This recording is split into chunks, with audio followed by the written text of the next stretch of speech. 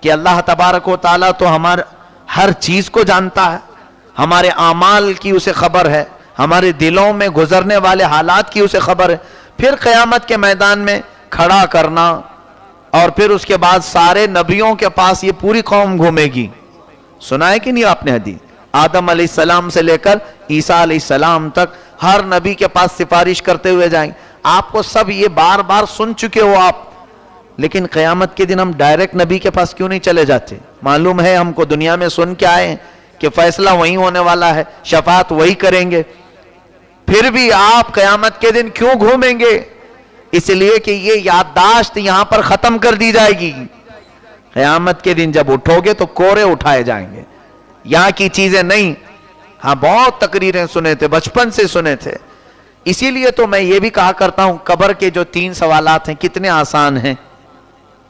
تمہارا رب کون ہے؟ تمہارا دین کیا ہے؟ حضور کے بارے میں کیا کہتے تھے؟ اتنے آسان سوال ہیں، ہر کوئی یہاں پر دے دے گا، جس کو بھی پوچھیں بتا دے گا. میرا رب اللہ ہے، میرا دین اسلام، اور حضور صلی اللہ علیہ وسلم اللہ کے رسول. یہ بچے بھی بولیں گے. لیکن یہ فرمایا گا یہ 3 سوالات کے جواب دینے کے لیے کسی قبر والے کو 100 سال لگ جاتے ہیں. کبھی کسی پر فرشتے اتنا یعنی عذاب ڈھاتے رہتے ہیں کہ وہ بول نہیں سکتا. کیوں؟ یہاں کا جو کچھ بھی تھا وہ میموری پاور ختم کر دیا جاتا ہے، موت کے ساتھ یہ سب اڑ گیا. اب قبر میں وہی بولے گا جس پر مولا کا فضل ہوگا، جس کو رب تبارک و تعالی عطا کر دے یہاں کی کچھ چیزیں، وہ بول سکے گا. اسی طرح قیامت کے دن یہ سب چیزیں بھول جائیں گی. اب میں یہ جو سوال کر رہا ہوں وہ کیا ہے کہ سارے نبیوں کے پاس گھوم رہے ہیں. پھر اس کے بعد نامہ اعمال پڑھنے کے لیے کہا جا رہا ہے، سب محشر کے سامنے، اہل محشر کے سامنے. اس کو بھی آج ہم نے تلاوت کیا ہے سورہ معارج میں، سورہ حاقہ میں. اللہ تبارک و تعالیٰ فرمائے گا پڑھو. کیا اللہ کو نہیں معلوم کہ تم نیکوکار ہو کہ گنہگار ہو؟ فائنل اعلان کر دے یہ جہنم میں جائے گا یہ جنت میں جائے گا؟ نہیں، بہت لمبا پروسیس ہے وہاں پر.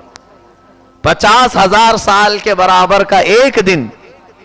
اللہ تعالیٰ نے فرمایا 50,000 سنہ. آج وہ بھی ہم نے تلاوت کیا. اس کے بعد پھر میزان عمل، ترازو، اور پھر پل صراط. لیکن ہر جگہ ایک چیز دکھائی جا رہی ہے کہ سارے نبیوں نے بھیجا کس کے پاس؟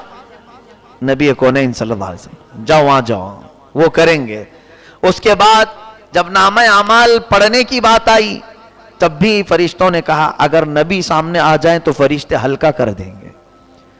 یہاں میزان عمل کی بات آئی تو ترازو، وہاں بھی حضور فرماتے وہاں پر بھی میں کھڑا ہو جاؤں گا جب میرے امتیوں کے اعمال تول رہے ہوں گے.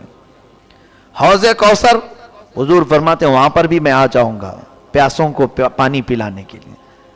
پل صراط جب گزر رہے ہوں حضور فرماتے میں ایک کونے میں کھڑا رہوں گا اور رب سلم یہ کہتا رہوں گا. اس کا مطلب یہ ہے کہ اے اللہ میری امت کو سلامتی سے گزار دے، میری امت کو سلامتی سے گزار دے. حضور یہ دعا کرتے ہیں. یہ سارا جو پروسیس ہے تو یہ اتنا لمبا ہونے کے بعد پھر جنتی جنت میں جائیں گے، دوزخی دوزخ میں جائیں گے. بہت لمبا حساب و کتاب ہونے کے بعد کیوں اتنا لمبا کیا گیا ہے؟ اس کو ایک شعر میں امام زمن فاضل بریلوی کے برادر محترم فرماتے ہیں فقط اتنا سبب ہے انعقاد بزم محشر کا، فقط اتنا سبب ہے انعقاد بزم محشر کا کہ ان کی شان محبوبی دکھائی جانے والی ہے. یہ سارا جو وہاں پر معاملہ ہوگا وہ یہی دکھانے کے لیے کہ تم دنیا میں منکر تھے نبی کی شان کی. آؤ دیکھو آج کہاں کہاں رسول کا مقام و مرتبہ ہے. ان کو چھوڑو تو پھر کچھ بھی نہیں. ہمارے امام اہل سنت فرماتے ہیں وہ جہنم میں گیا جو ان سے مستغنی ہوا، یعنی ان سے جو دور ہوا وہ جہنم میں گیا. ارے میاں ہے خلیل اللہ کو حاجت رسول اللہ کی. ہاں انبیاء کرام کو بھی جو ہے حاجت رسول اللہ کی. عرش حق ہے مسند رفعت رسول اللہ کی. دیکھنی ہے حشر میں عزت رسول اللہ کی. ہاں میرے عزیزو، یہاں پر قرآن پاک میں جس نے انکار کیا حضور کی شان میں توہین کی آیتیں اس پر آ گئیں. آپ قیامت تک یہ تلاوت ہوتی رہیں گی آیتیں، اور ایسے ظالم کی مذمت کی جاتی رہے گی. یہاں سے ایک مسئلہ اور بھی میں بتا دوں. بعض لوگ یہ کہتے ہیں کہ مولانا کیا ضرورت ہے ان کے بارے میں بہت سخت جملے بولنے کی, جو کر رہا ہے اس کو کرنے دو, اللہ تو اس کو چھوڑے گا نہیں, مارے گا, اس کو سزا دے گا, اللہ تعالیٰ اس کے لیے کافی ہے. کوئی بھی گستاخی کر رہا ہے حضور کی تو آپ اتنا سخت اس کے بارے میں کیوں بول رہے ہیں؟ ایسی باتیں زنانہ باتیں اس کو کہتے ہیں, جن کو قوت, جرات, حق بولنے کی کوئی استطاعت نہ ہو, وہ یہ سب مشورے دیتے ہیں. ورنہ ہم جو گستاخان رسول کے خلاف بولتے ہیں یہ عین اللہ کی سنت مبارکہ ہے. رب ذوالجلال نے قرآن میں ارشاد فرما دیا, جو نبی کی شان میں گستاخی کرتا ہے اس کا نطفہ صحیح نہیں, وہ جھوٹا ہے, وہ جھوٹی قسم کھاتا ہے, دھوکے باز ہے. اور پھر کتنی اس کی 10 برائیاں اللہ نے گنائی. کیا تم رب کو بھی یہ کہو گے؟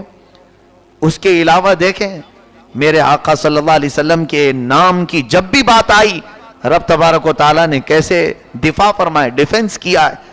لوگ آج ہمیں کہتے ہیں کیا ضرورت ہے ان کے بارے میں بولنے کی.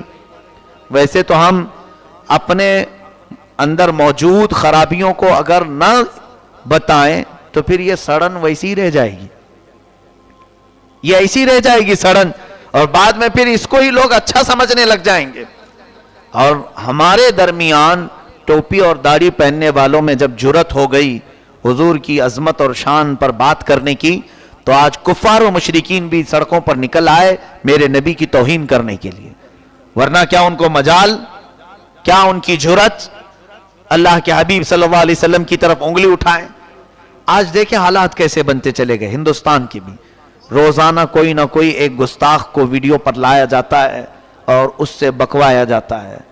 یہ تمام چیزیں ٹرائل, یہ ہمارے ایمان کو ناپ رہے ہیں یہ لوگ کہ یہ ابھی زندہ ہیں کہ مرے ہوئے ہیں, دیکھ رہے ہیں. بہرحال ہماری سونے کی جو کیفیت ہے وہ ویسی قائم ہے. ہم جو چادر اوڑے سوئے ہیں ہمارے اوپر کچھ بھی فرق نہیں پڑتا. میرے عزیزوں, وہ بڑے لوگ کہاں ہیں؟ چلیں ٹھیک ہے, آپ کی ہماری کوئی حیثیت نہیں. وہ بڑے کہاں ہیں جو اوپر کی کرسیوں تک پہنچے ہیں؟ کیا ان کے پاس ایسے پنجے نہیں کہ ان گستاخوں کو پکڑے؟ تمہیں گالی دینا ہو, برا بھلا کہنا ہو, ہم بیٹھے ہیں. ہمارے اوپر جتنی گالیاں بکنا ہے بکو, ہمارے خلاف بولو جو بولنا ہے. ہم انسان ہیں اور ہم سہنے کے لیے تیار ہیں. ہم اپنے متعلق دفاع نہیں کریں گے, ہم یہاں بات نبی کونین صلی اللہ علیہ وسلم کے متعلق کر رہے ہیں. جب کبھی کوئی حضور اکرم صلی اللہ علیہ وسلم کی شان میں بولے تو پھر مسلمان کی یہ ذمہ داری ہوتی ہے کہ وہ کھڑا ہو جائے اور دفاع کرے, کیونکہ میرے مولا کی سنت ہے. دیکھیں ایک مرتبہ قرآن کی جب آیتیں اترتی تھیں تو چند دنوں تک آیتیں نہیں آئیں, کافی دن گزر گئے تو وہی نہیں آئی, تو کفار مکہ اور کچھ منافقین نے باتیں اڑانا شروع کر دیا. کیا کہہ کر کے کہ ودع رب محمد محمدہ. ودع کا مطلب ہوتا ہے چھوڑ دیا. ودع رب محمد محمدہ, محمد کے رب نے محمد کو چھوڑ دیا.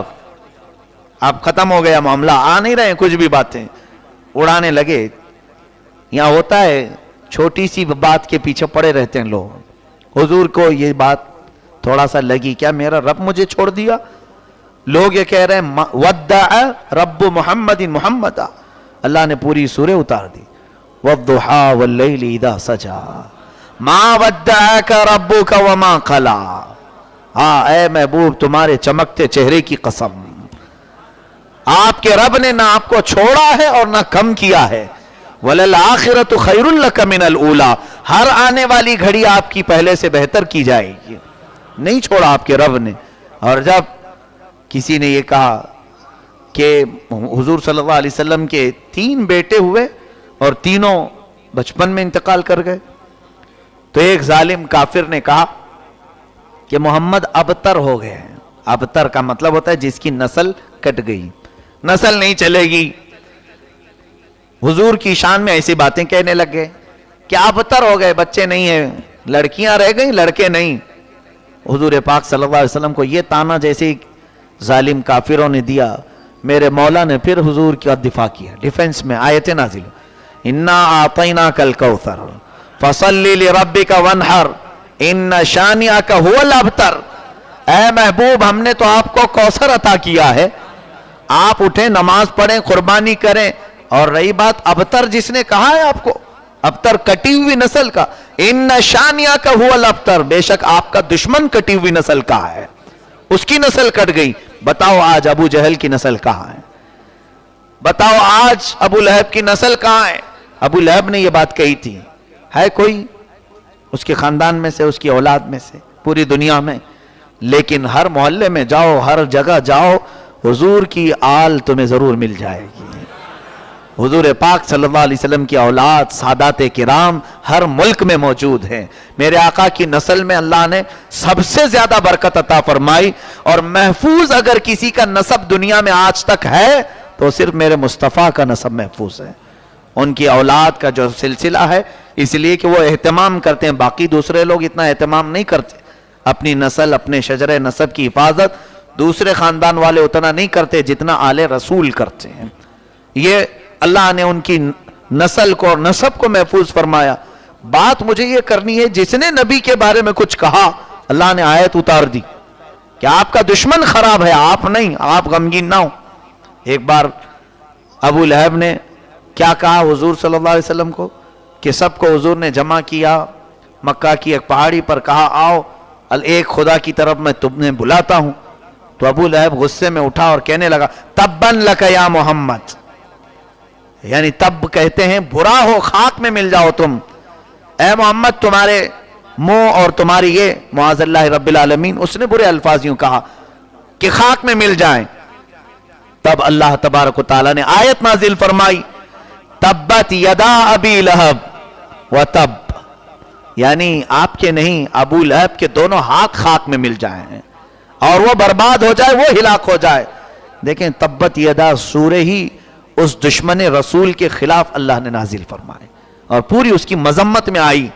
यहां से पता चलता है कि यकीनन मोहब्बत रसूल की बातें हम जितना करते हैं, हमारे ऊपर एक फरीजा और भी है, गुस्ताखान रसूल की मजम्मत भी हमारे लिए जरूरी है। इसलिए कि कुरान का तरीका है, यह हमारा नहीं। हाँ, तरीका कौन सा हो? गाली गलोच नहीं।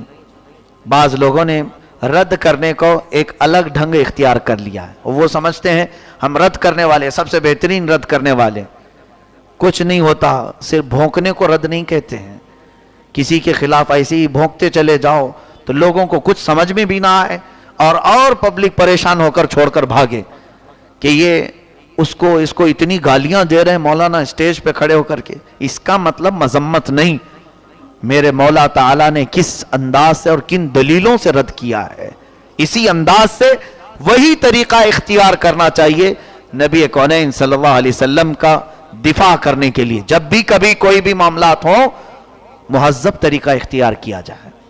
वीडियो अच्छा लगा तो लाइक कर लें और कमेंट में जरूर बताएं आपको वीडियो कैसा लगा। आपकी कोई राय हो तो हमसे जरूर शेयर करें। अगर चैनल पर नए हैं तो सब्सक्राइब कर लें। अपना कीमती वक्त देने के लिए शुक्रिया। खुदा हाफिज।